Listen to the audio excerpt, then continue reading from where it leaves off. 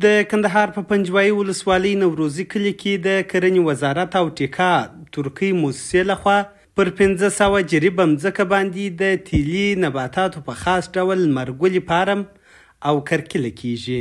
د کرنې وزارت تخنیکي معین مولوي صدراعظم عثماني وایي پر یاد فارم شاوخوا 150,000 امریکایي ډالره لګښت راغلی چې د ټیکا ترکي موسسې په همکارۍ جوړیږي.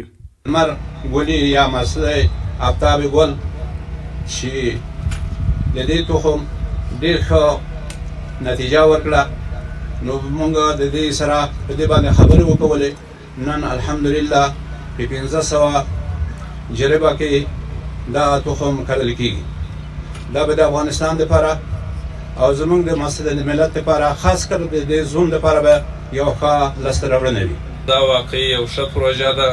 که دا پروژه موږ ته راته کامیابه سي، بلکې دا د زون په سطحه به مثلا د دې څه یو ترویج روان سي، د دې ځای څه به مثلا دا شی تمویل سي، ترویج به سي، دا به په ټوله زون کې خپور سي.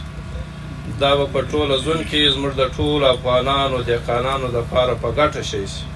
په افغانستان کې د ټیکا موسسې مسؤلین وایي دوی له ترکیې څخه دغه د لمرګلي اصلاح سوی تخم راوړ چې د افغانستان په 4 ولایتونو کې تجربه کړ، خو یوازې په کندهار کې د توقع خلاف ډېر ښه نتیجه ورکړه. د مسؤلینو په خبره تیلي نباتات د نشي توکو ښه بدیل جوړیږي.